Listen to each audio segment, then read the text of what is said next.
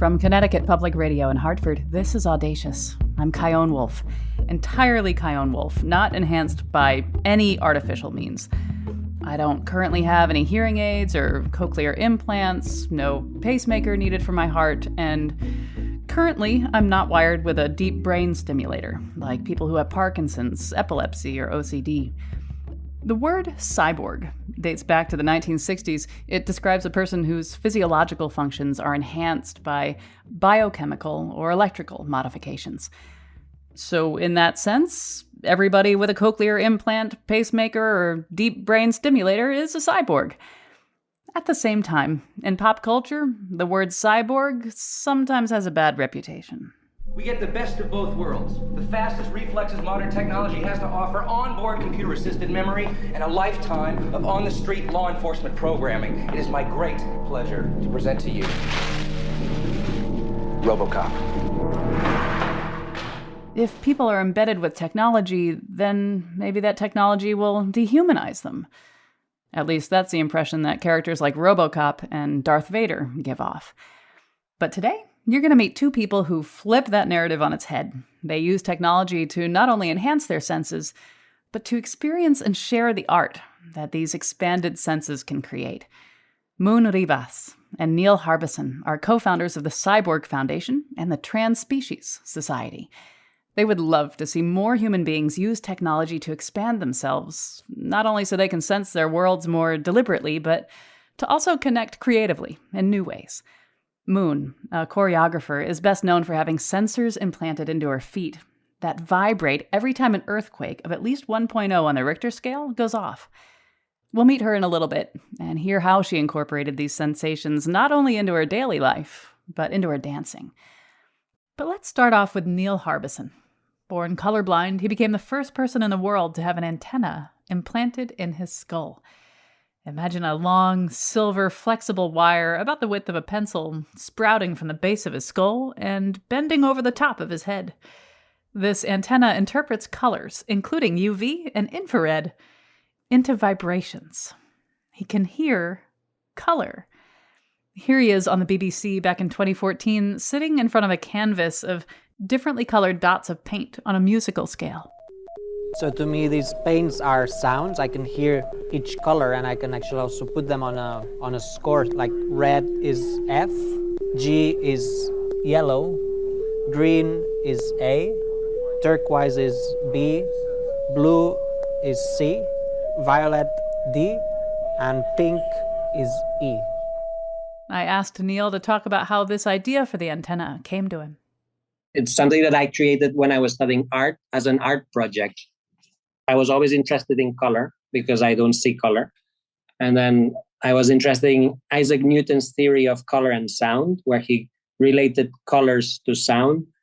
And from this, it started a project to create a system that would allow me to compose music with color or to hear color with Adam Montandon, a student from Plymouth University. And then this project became a body part. It became part of my life in the end. So when you're looking at me over Zoom, what are you sensing? Like, what are you hearing? What is that like for you? So if I point at you, because the antenna can point anywhere, I don't necessarily need to be sensing the colors that I'm looking at. I can be sensing the colors behind or beside, depending on where the antenna is pointing. So when I look at you with my eyes, I see you in grayscale because I see in grayscale. I have achromatism. It's a type of total color blindness. And then when I point at you with the antenna, I hear the vibrations of your colors because colors create a vibration, a light frequency. This light frequency enters the antenna and then it creates a vibration inside my skull because there's a small chip in my head that vibrates depending on the light that reaches the antenna. So each color vibrates differently, which creates different musical notes in my head. And then I can relate colors to different sounds, different notes. How do I sound? So you sound F sharp. It's low frequencies. It's between F and F sharp. If I get close, your eyes, if you get closer, then I could hear your eyes. I think they're higher pitch, like in the middle spectrum. So yeah, you have different microtones basically that go from F to F sharp, and then a little bit of A as well. When you started wearing this, how did you change? Because I think about, the senses that I'm used to, that I've been used to for 42 years. All of a sudden, you are getting all these new inputs visually and sonically, vibrationally. How did you change once you started using this for a while? Well, at the beginning, it was chaotic. So it wasn't a sudden awareness of reality. It was a sudden chaos because color is everywhere. So wherever I would look, I would feel vibrations and hear different microtones, and it was chaotic and confusing. But the constant stimuli input made my brain slowly convert these chaos into information, and afterwards into feelings as well. So it was a slow process from chaos to logic, information, and afterwards to sensing and to feeling the color, until I was able to have favorite colors and to distinguish all the colors through sound, including invisible ones. Because the good thing is that the antenna picks up infrareds and ultraviolets, so it goes beyond human eyes. What's your favorite color to hear? Infrared. Why? Because others don't see it. So I like this because now it's them or you who are colorblind. So I like infrared for this reason. And then because also infrared, it's in unusual places, and it allows me to also know if alarms are on or off in a shop or a bank. So I can tell if movement detectors are on because I sense infrared. It gives me some interesting information, infrared. Also, it travels differently, can travel far. So if your antenna were in the wrong hands, people could use it for nefarious purposes. Yes. What's a color that is not your favorite to hear or experience? Ultraviolet. Why? It's also invisible because it's high pitch and it's dangerous. It's a color that can go through your skin. It doesn't bounce, so it can actually kill you. It's a color that we should avoid, and it's not very pleasant to hear. So when you go outside and it's a sunny day, then is it always present? Sometimes it is, but it needs to be the dominant. And you need to aim it right at it, right?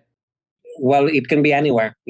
Sometimes it can be in a field of flowers, and the dominant, there's a lot of ultraviolet there. Are you wearing this all the time? I'm not wearing it. I have it. It's an organ.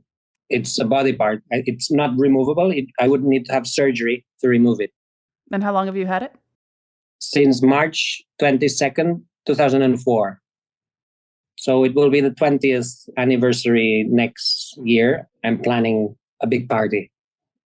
So how would you say you're different, the you now, than the day before the device was implanted? What has changed, I think, is my relationship with technology. It's no longer something else. It's me. So to feel that technology is part of my identity is the biggest change. More than sensing color, it's the fact that I feel that I am technology. I don't feel that I don't feel that I'm using technology. I feel that I am technology. And this feeling is something that was not planned. My aim was to sense color and to create art through color, but this project changed my identity. It's a profound change that I don't know even if I know how to explain it through words. But to feel that this antenna is like a nose or an ear, or that hearing color is like smelling or tasting, is something no one has experienced. You can experience losing a sense, but gaining a new sense or gaining a new body part, there's no history about this, and it's difficult to share with other people.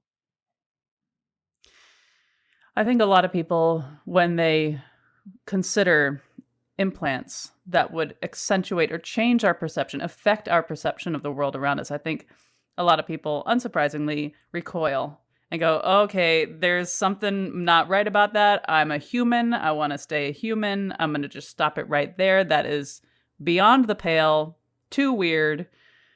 What do you say to those people? Well, I just listen to them and I accept this way of life. It's a life decision. In my case, I don't feel that I'm changing reality. I think that I'm revealing reality. It's different. I'm not interested in creating some kind of virtual reality or a reality created from imagination. I'm interested in sensing things that are in front of me, but that we can't sense as humans. Like ultraviolets are in front of you, infrareds are in front of you, but you as a human cannot sense this. But through technology, you could sense it. And there's many more things that we could sense that are in front of us, that we could sense them by merging with technology. And this would allow us to experience reality through new layers. So it's a way of rediscovering the planet or exploring reality. So I don't see it as something that separates me from reality, but I see it as the opposite. Yeah, I think about how, in ways, we have allowed technology to change or affect or expand our perception, right? With even just glasses. It seems like most people on the planet have some sort of vision impairment, and we've got solutions for that for the most part. But I feel like there is almost this line in the sand that a lot of people feel about enhancing or changing the body to perceive other things that are around us. Almost like, hey, if we should be perceiving these things, we would, but because we don't, we shouldn't. Is that an objection or sort of a fear or a feeling that sometimes people talk about around you? Yeah, but I don't think they've thought it in a profound way. Like most people want to see at night, but they haven't solved the problem. They still don't have night vision. They've created light bulbs. So this is not the solution. To create artificial light is not the solution. People want to see at night. So we should change ourselves, not the planet. So we've created wrong solutions. Cities should be dark at night. We shouldn't be creating so much light at night. I mean, we should be able to see. Or if we want to control our own temperature, we should not use heaters or air conditionings. We should try to find a way to control our own temperature. So we should design ourselves, basically, not design the planet. And I think most people don't think about this when they argue that we shouldn't do what we are doing. So that makes me want to know, when you picture a world of cyborgs, of people who've found and developed and incorporated devices so that they enhance themselves, so that the world around them doesn't have to bend to their whim. How is that world different? I don't know, 50 years from now, if it'll even take that long? What do you think about the big best case scenario future? I see humans that have new organs and new senses that allow them to adapt better to the planet. And it will be a slow transition. We will decide to change ourselves. Just when we stop fearing this union between technology and body, it will start happening. And now this fear of technology, I think, is not as big as it was in the 20th century. Science fiction in the 20th century was portraying this union between humans and machines as something really terrible. Whereas now reality is showing us that it doesn't need to be like this. I wonder if some of the fear is the look of it, right? Like, you and I have been talking for a little while now, and I still see it, like it's still prominent to me. But I bet for the people that you love and that you hang out with all the time, they don't even see this thing that is right in front of your forehead, coming out from the back of your head. What do you think about the idea that some people just don't want to look like that? The organs can be designed by yourself. So I decided to have an antenna, but I could have sensed color through any other organ. First, actually, I thought of having a third eye implanted in my forehead, but then I thought this would limit my color perception to just what I have in front. And I didn't want this. I wanted color to be an independent sense. So antennas allow you to perceive 360 degrees without having to move your head. So that shouldn't be a problem because you can design the organ yourself, especially with 3D printers. You can easily decide how and where you want to have the organ. How does the antenna stay charged? So it charges through induction. So I need electricity. This is something that I also want to change because I don't want to depend on external energy. The aim would be to have a turbine in the blood vessel that would continuously charge the antenna. There have been some tests with this, but there's problems with clotting, so it's not perfect. But I think it will be perfect at some point, and then I will be able to use my own blood circulation to charge the antenna.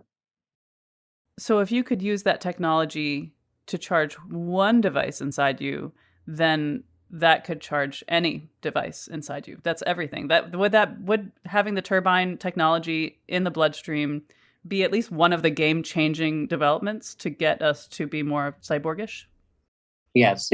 One of the main issues is this, the battery, the power. There will be a point when becoming a cyborg will not depend on electricity, or external electricity.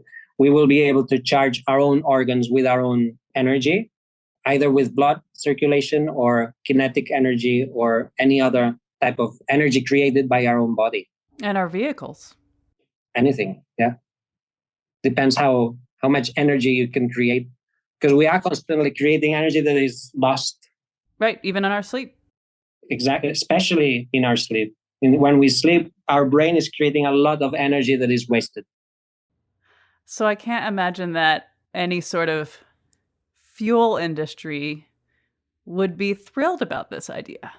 Oh yes, they don't like this. That's why there's not much research on this.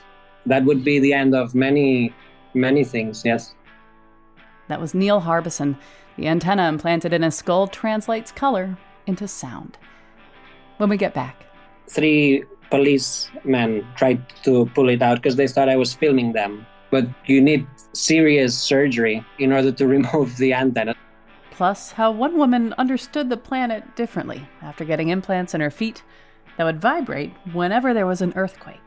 I kind of imagine the seismic activity a bit like the Earth breathing, no? And when she takes a big breath, there's a big earthquake. I'm Kyone Wolf. This is Audacious. Stay with me.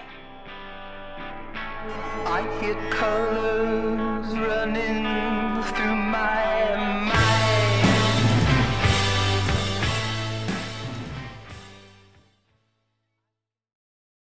This is Audacious. I'm Kyone Wolf. Today we're meeting 2 self-described cyborgs. Both have implants that not only enhance their senses, but also bring a new kind of art into our world. In a little bit, you'll meet a choreographer who had sensors implanted into her feet so she could feel earthquakes. She's incorporated those sensations into her performances. But let's get back to Neil Harbisson. He was born colorblind, and since 2004, he's had an antenna implanted into his skull that translates color into sound. He can hear color. So in the nearly 20 years that he's had this antenna, what kind of reactions has he gotten? And how have those reactions changed over the years? It's part of my life now, having to talk to strangers and then also hear their opinion about my life or my body so it's part of it. And it's interesting for me as well to see how this social reaction is changing and has changed in 20 years. Because most people thought it was a light in 2004, a reading light. 2005, a microphone. 2006, 7, a hands-free telephone. 2009, a GoPro cam. People thought I was filming them. 2012, they thought I was streaming the streets, like for Google Street View. 2014, I think people thought it was something to do with Google Glass. Then it was selfie sticks. Children thought it was selfie stick. Then people shout Pokemon in the streets in 2016. People connect the antenna with whatever is happening at the moment. Or also in different countries, the reaction is a bit different. So it's a whole social experiment as well. It also makes me think about how pregnant women, and especially Black women, are often touched without permission. Does that happen to you? Yes, it's usually drunk women. No one else really does it. Why do you think that is? In the situation, they are drunk and they find it funny, and then they touch the antenna. It's always the same. It's and then babies as well. Well, that's fair. I mean, that's fair. Yeah. And also, it happened in 2011. 3 policemen tried to pull it out because they thought I was filming them. Oh my God. Tell me about that. It was a situation in Barcelona. It was a demonstration. And then I was in the demonstration. And then 3 policemen came and they said, stop filming and remove this camera from the head. And then I said, it's not filming. It's not a camera. And then they said, remove it. And they pulled. And then they broke the tip of it. And that's the only time in all these 20 years that I've had a physical aggression, basically. I'm so relieved to hear that you weren't hurt more physically. That would have, if they had, I don't even like to ask you this, but if they had somehow pulled it out of your head, I mean, what would have happened? Would you have been okay? Like, would you bled a lot? I mean, how would you be able to put it back in? You can't remove the antenna even if you pull it very hard because it's part of my skeleton. So if this was implanted inside my skin, then it would be a huge problem because then they would have, I don't know what it would have happened, but it's in the bone, so it's not possible. You need serious surgery, drilling the bone in order to remove the antenna. So I feel safe because even if someone pulls the antenna, it won't hurt. They will just move my head, basically. Okay, so how did the person who installed it know how to install it? And I'm sure this is a 3-hour-long conversation, but is there a way to talk about the installation process and who did it and how they knew this has never been done before, unless I'm wrong? No, they didn't know, and we didn't know. No one knew. I mean, I told them where I wanted it. Then we made X-ray to see how this zone was, and they said yes. And then, well, the doctor said he thought it would last 45 minutes, but it lasted almost 5 hours. So, because it was difficult to drill and to. I also bled a lot, like bleeding. I was awake. I only had local anesthetics, and it felt long. I mean, it was facing down. We had to use a yoga chair, like a massage chair. Yeah. Yeah, and at the end of the 5 hours, when you lifted your head finally, you probably had that stupid red mark on your face for a long time, like all day. Exactly. How do you know? Because that's what I was most worried about. Vanity. I think, will this go? Because are these lines permanent too? Well, wait a minute. So we did a show a while back about body integrity dysphoria, where people have 4 healthy limbs, but feel as though one of them is wrong. And so they pursue surgery to get an amputation. And so I interviewed this guy who got an amputation a long time ago. And when it came to the conversation about the surgery, he wouldn't even reveal what country he went to protect this surgeon because it's so controversial. Ethically, it's this gray area of it's a healthy limb, but it's causing pain to the person who has it. And so a lot of doctors don't do it, blah, blah, blah. With the person who did the surgery for you, were there similar concerns? Yeah, because any type of new surgery needs to be accepted by a bioethical committee. Well, I did go to a bioethical committee. I presented the surgery, and they didn't approve it. So they said it was not ethical because it goes beyond human perception, because it's not a pre-existing body part, and because it would probably damage the hospital's reputation if someone came out with an antenna. So they said no, and then I found this doctor who said, I will do it, but anonymously, because if his name is revealed, then he would be in trouble. And you probably had to sign some paperwork that said if something went terribly wrong, he would not be liable. Yeah, I signed that I was fully responsible of whatever happened there. When it first switched on after surgery, Can you talk about that moment? There are several things that are strange. It's like an electronic resonance in the body.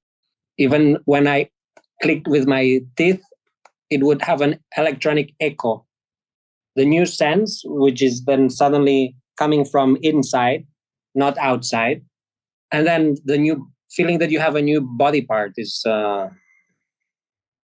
yeah, I don't know how to describe it, but it's like, yeah, you have a new body part. Basically, it's you touch the antenna, it feels that someone is touching you. Because when someone touches the antenna, I feel that I'm being touched. Here's what I picture when I imagine you looking at yourself in the mirror in the clinic right after the surgery for the first time and seeing this vision come true. I imagine you having the most biggest smile on your face and an enormous sense of relief. Am I right? Yeah, I cried as well of emotion.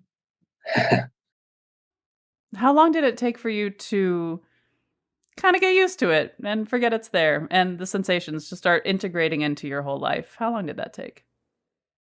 After 5 months, it all became normal to me, but not when I went out in the street, because there's all this social reaction that is still happening now, that is still, people see there's something strange, whereas, yeah, so it's different. When I go out in the street, sometimes I'm reminded that maybe it is not normal. So, but to me, it became normal after 5 months. In one way, that sounds about right for me as somebody who's not been through or experienced what you've experienced. But also, I think about, you went from seeing in grayscale to seeing and experiencing these colors. So, I mean, all the freaking time. So, like, is there not, I mean, it's been a long time now. It's been 20 years almost. But do you ever kind of want to turn it off? No, I can move it somewhere else. So if there's like a lot of color in front of me, I simply move the antenna somewhere else and I can continue looking what I'm looking. So pointing it up or down is usually less noisy because there's less color usually. And I could also cover it with my hand if it's really terrible, but it rarely happens. At the beginning, maybe it was overwhelming, but I managed to get used to it until the brain completely got used to the constant input. Is there anything you would change about this device? If you could wave a magic wand that is bendy, if you could change anything about this device, what would you change? Or is it freaking perfect? I think the surgery, I would have done it a bit higher. Why? Because it's in the part of the body that there's still a lot of movement. Like when you move your head, the skin moves, and this creates friction, and it's not good for implants to have friction around it. Also, when I lie down, it would be better if it would be a bit higher. So hopefully you are a side sleeper? Yes, yes, yeah. If I were able to jump into your body and experience what you're experiencing, which I know is quite an ask because I don't know what it's like to grow up colorblind and I'm not you, but what do you think would surprise me most about the experience you're having if I were able to leap into your body? Maybe that color is alive, that it keeps changing, that it's not constant, like not permanent.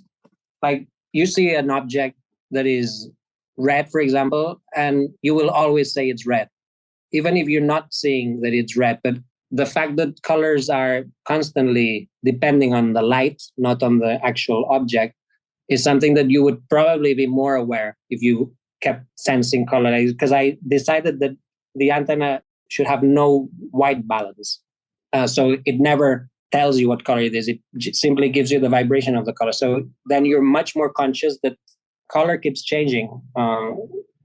It's never permanent. Like nothing is always in the same color because it depends on light, and light can change a lot. Which is kind of beautiful when you think about, we cling to that which we want to be permanent. And by clinging to an idea of something being permanent, we kill it, we strangle it. And so the idea of recognizing that even color changes based on the time of day, based on the reflection of that which is around it, is kind of a beautiful metaphor for how we should all recognize the ever-present flowing of existence. Yes. Hey, speaking of red, I'm going to ask you to talk about the audacious red, at least as I'm going to show it to you through my Zoom camera on my Dell laptop at 10:45 in the morning in Hartford, Connecticut, seen through the airwaves where you are. So when I hold this logo up, this audacious logo up, what are you hearing?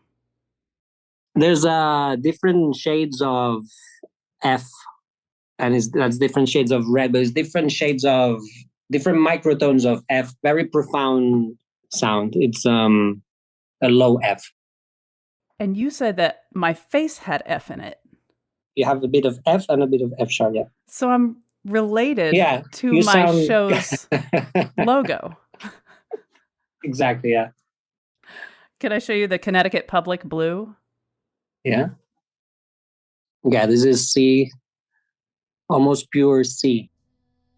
Very clear note. It doesn't have microtones. This one is pure C. Well, Neil Harbisson, thank you so much for talking with me. You're welcome. Thank you. After the break, when a choreographer had sensors implanted into her feet so she could feel earthquakes, how did the rest of her body react? It's like I added a new beat inside my body. No, apart from having my heartbeat, I had the earth beat. I'm Kyone Wolf. This is Audacious. Be right back. These little earthquakes.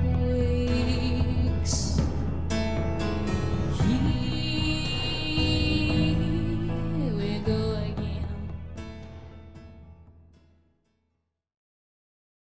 This is Audacious. I'm Kyone Wolf. Imagine an earthquake. Now imagine feeling that earthquake in the form of a vibrating sensor in your feet. Now imagine a bigger earthquake, which gives off an even bigger buzz. Moon Ribas felt every earthquake above 1.0 on the Richter scale, wherever and whenever it happened on the planet, for 7 years. As the co-founder of the Cyborg Foundation and the Transspecies Society, doing this made perfect sense. But it also made perfect sense for her work as a choreographer and dancer. Here's how it all began. I wanted to have a new sense that allowed me to perceive movement in a deeper way. And I did other projects about, for example, the speed of the people walking in front of me, or feeling what I had behind my body. But all these new senses that I was exploring, it was also always related to movement of other people. And actually, I remember having a conversation with Neil in our studio, and I was like, it doesn't fulfill me that much. I wanted to have a new sense of movement that it doesn't relate to other people. I mean, movement is not something that belongs just to humans. There are many things that move. And then I had this image, okay, if I would be alone in the planet, how could I perceive movement? And I realized that actually the planet itself, it constantly moves, not only rotates by itself or around the sun, but it shakes constantly through seismic activity. And this idea just really fulfilled me. I was like, wow, would it be possible to be united to this huge and natural movement that actually most of the time is imperceptible, but it's massive to my body, to have this union, to one body, to this huge and natural movement, maybe the most primitive movement that exists.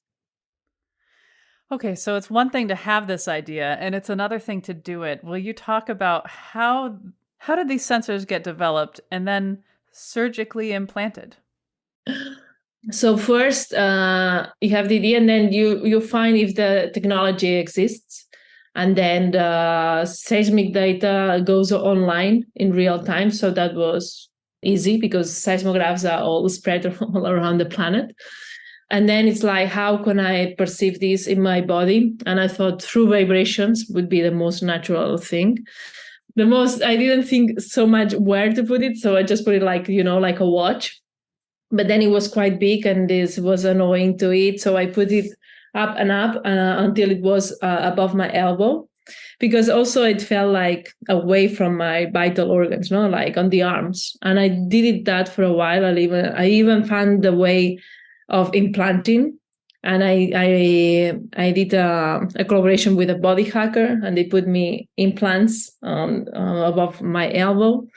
And then when I was experiencing that for a while, I thought, well, that it doesn't make sense to feel earthquakes on my arms. No, if humans would have this new sense, we would have it on the feet, which is the part of the body that touches the floor. And then I did a transplant, what we call it, and then I moved the implants from my arms to on top of my feet. When an earthquake would happen anywhere in the world, what would you feel? I feel a very small vibration, like really subtle, like. No matter the size of the earthquake? No, it matters. Like it's bigger the vibration when there's a bigger earthquake. So what I had, it's like implants in my feet that were connected to online seismographs. And whenever there was some seismic activity on the planet, I would feel a vibration inside the body. And depending on the intensity of the earthquake, the vibration I would feel would be stronger or less strong. So at the beginning, it's really intense because, I mean, I'm from Barcelona, so my relation to earthquakes was like really distant and like something that happened every now and then, like non-related at all. And then I realized that Earth is constantly moving, and how little I knew about it. I kind of imagine the seismic activity a bit like the Earth breathing, no? And when she takes a big breath, there's a big earthquake. This came, this imaginary came later, no? At the beginning, yeah, exactly. I was very distracted. I thought that every big vibration, something terrible would happen. And then I realized that there's many, many big earthquakes, and it's really rare that something bad happens. And after a while of feeling all these vibrations, a way that I have to describe it, it's like I added a new beat inside my body. No, apart from having my heartbeat, I had the earth beat, what I called, having its own rhythm. So in a way, creating this new sense, it was adding this new beat. So it's been 10 years that you've had it in your feet now. And you touch on this a little bit, but how does this change you as a person, being so in touch with the breathing and body that is the planet Earth that we're all on? Also, you're sensing something I'm not. And so we're different in a way now, right? I'd love to hear your thoughts on that. The feeling is so much more profound, no? My idea of the Earth has changed completely.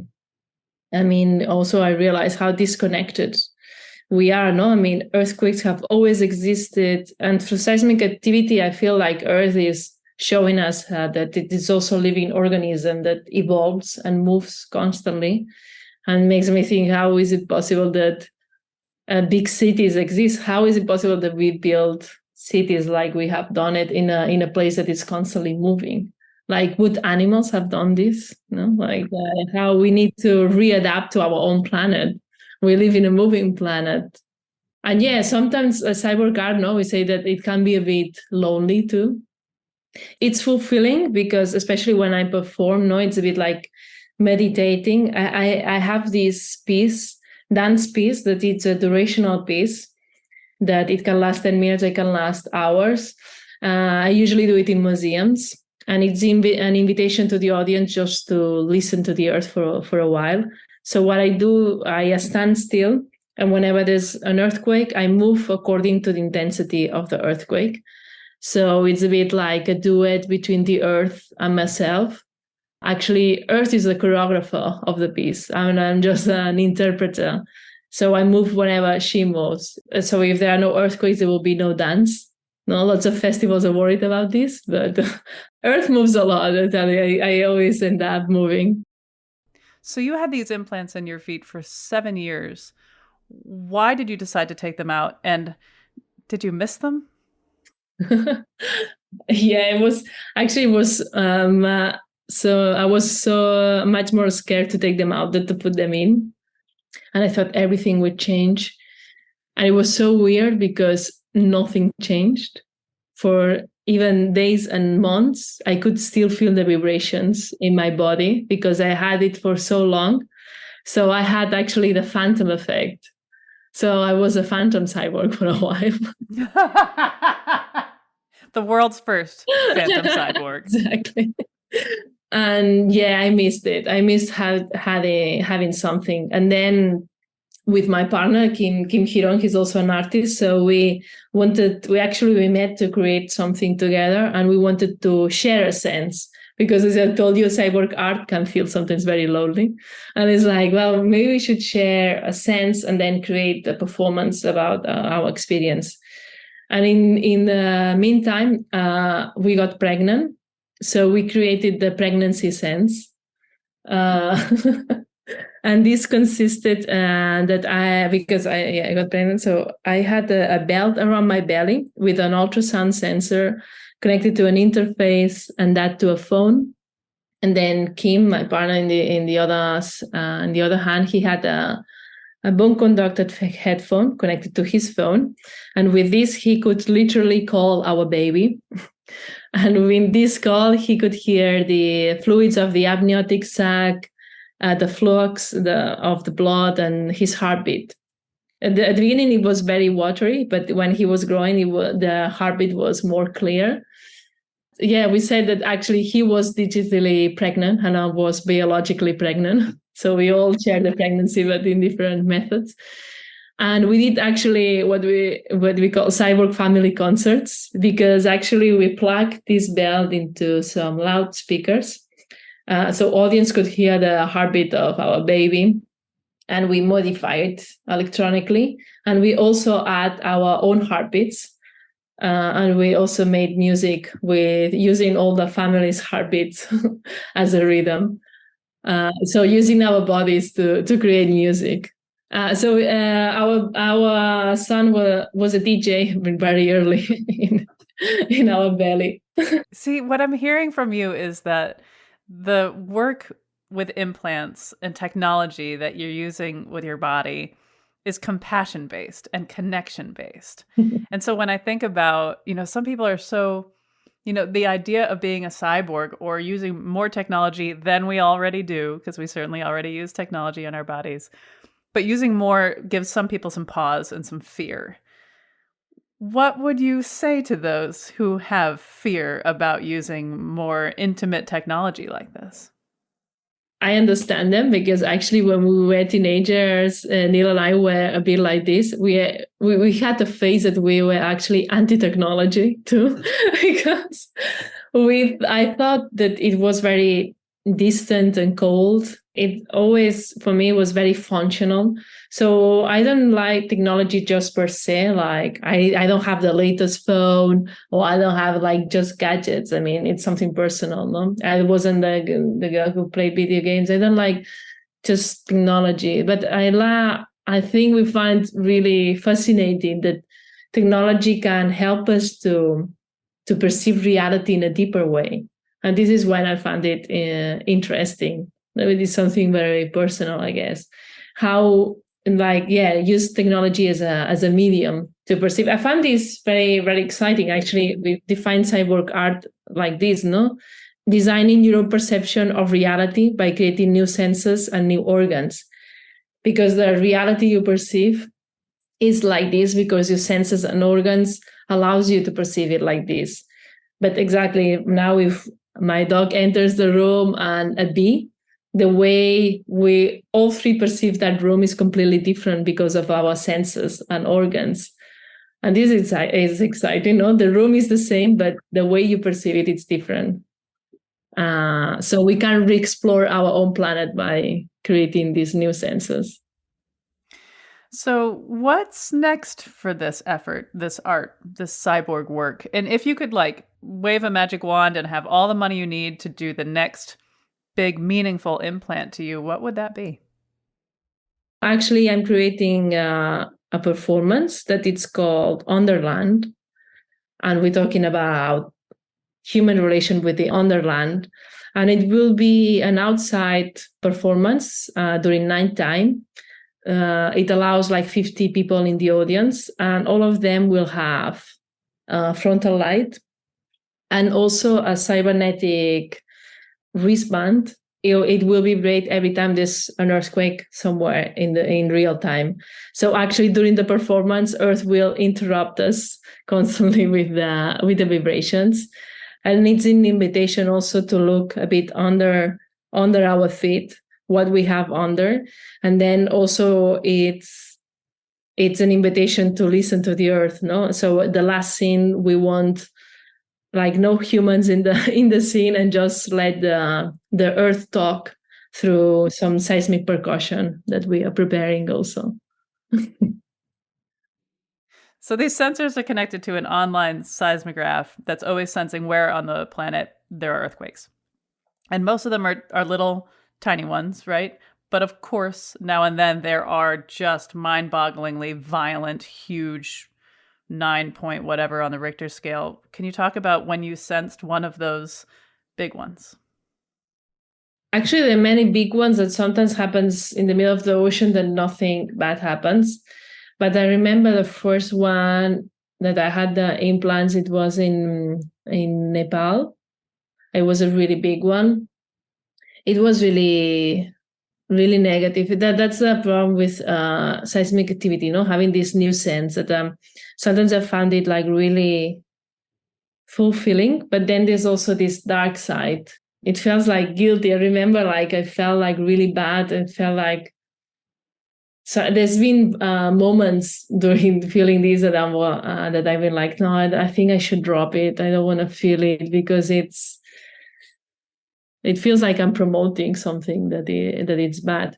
But in a way, when I think about this, like, it's again, no, it's not the earthquake itself. It's like the cities that humans build, ignoring that our planet moves. But when people die saying this, it feels no right. If you had to get these reimplanted for whatever reason, how would you feel about that? Wow, no one ever asked me that. I think I would like it. I really like this project. I mean, I'm still managing, finding ways to keep performing, waiting for earthquakes. I do seismic scores all the time related to seismic activity. I mean, this is the project that defines me for now as an artist. So maybe I could do it, actually. We'll talk again. Well, Moon Ribas, thank you so much for talking with me. Thank you. It has been really, really nice. We'll have photos of Neil and Moon that you definitely want to see, and links to more of their work at ctpublic.org/audacious. This show is always so very lovingly produced by Jessica Severin DiMartinez, Khalil Rahman, Meg Fitzgerald, Meg Dalton, and Katie Tolarski at Connecticut Public Radio in Hartford. You can find the episode I mentioned about people who have body integrity dysphoria at ctpublic.org. And that's where you can also find other episodes like the one featuring a man who was blind since birth, who learned how to get around, including riding a bike, by echolocating. And you'll also find an episode we did with a man who's a candidate to become the world's first body transplant recipient. Or head transplant recipient. We're not sure quite how to articulate that one. They are all at ctpublic.org/audacious or wherever you get your podcasts. Send me your thoughts on Facebook and Instagram at Kyone Wolf, or you can always send an email to audacious@ctpublic.org. Thanks for listening.